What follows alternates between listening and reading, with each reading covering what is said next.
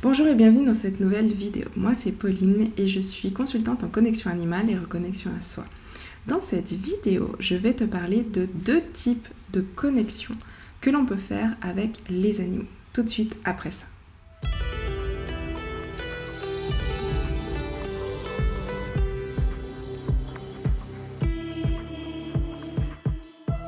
Alors, tu te demandes peut-être quels sont ces types de connexions. Est-ce que c'est le fait de connecter avec les plantes, avec les animaux, ou alors avec les lieux, ou c'est complètement autre chose? En fait, dans cette vidéo, je veux te parler des connexions qui sont faites en transmission pour d'autres gardiens et des connexions qui sont faites pour soi. Pourquoi? Parce que pour moi, c'est deux choses qui sont complètement différentes. Faire bien cette différence entre le fait de se relier à l'énergie de nos propres animaux pour comprendre qui ils sont, ce qu'ils sont venus faire ici, auprès de nous, qu'est-ce qu'ils sont venus travailler, qu'est-ce qu'ils nous apportent, les choses qu'ils ont envie de nous partager dans leur quotidien, partager comme une conversation qu'on aurait avec une amie sur un sujet donné, voilà, sur des questions existentielles qu'on peut se poser, que moi je me pose beaucoup et que du coup je pose aux animaux que je croise, déjà aux animaux qui m'accompagnent dans ma vie, et puis aux coccinelles, aux fourmis. Enfin, je suis très admirative des animaux, des insectes et tout ça, parce que pour moi ils voient un autre monde que le nôtre, de par déjà leur taille. Et ils ont vraiment une autre vision des choses. Mais voilà, ça peut être d'une girafe, d'un lion, des dauphins, des baleines, peu importe. Mais le fait de faire ces connexions pour soi, pour connaître l'animal, pour avoir leur point de vue, leur vision de telle et telle chose, de comment est-ce qu'ils nous voient nous, s'ils ont des conseils à nous donner, c'est pas pareil que le fait de transmettre de l'information pour d'autres personnes qui viendraient nous demander de les aider dans cette découverte, dans une problématique liée aux animaux qui partagent leur vie. Pourquoi je vous dis ça? Parce que dans la vidéo précédente, on a vu, donc je te mets le lien ici, on a vu des astuces pour ne pas oublier l'information pendant qu'on fait les connexions. Donc si tu n'as pas vu cette vidéo, je t'invite à aller la voir. Voilà, je te mets le lien juste en dessus. Donc par rapport à ça, pour moi, ce qui est important, c'est de laisser aller, c'est-à-dire de faire bien la différence entre le fait de transmettre pour quelqu'un d'autre et le fait de faire des connexions pour soi. Parce que ça ne va pas avoir le même impact, c'est pas la même chose, d'accord? Quand on le fait pour soi, moi personnellement, donc ça reste mon point de vue, ça reste mon avis, c'est pas une règle, d'accord? C'est pas du tout parole d'évangile, qu'on soit bien d'accord. Mais quand je le fais pour moi, je ne m'enregistre pas. Je n'écris pas. Je reste en conversation, en transmission d'informations, transmission-réception, en reliance avec l'énergie de l'animal pour avoir simplement un échange, sans aucune pression de me dire « Mais mon Dieu, il faut rien que j'oublie parce qu'il va y avoir des clés de dingue. » Non, vraiment non. Je lâche prise complètement. C'est-à-dire que je vais aller me relier, il va y avoir de l'info, on va rebondir, etc. Mais c'est une conversation, c'est cool, c'est tranquille. C'est-à-dire que je ne me mets aucune pression et l'info que je reçois et qui va rester, ce sera celle qui doit rester. Et pas forcément aller tout, voir dans les détails de tout ce qu'il nous raconte. Voilà. L'important, c'est de laisser vivre l'expérience, sans forcément tout analyser dans les moindres détails et tout comprendre. Parfois, on reçoit de l'info, on ne peut même pas l'exprimer tellement qu'on n'a pas les mots. On a le concept et le ressenti, et c'est ça qui est important. Et l'énergie, tout travaille dans le subtil, d'accord?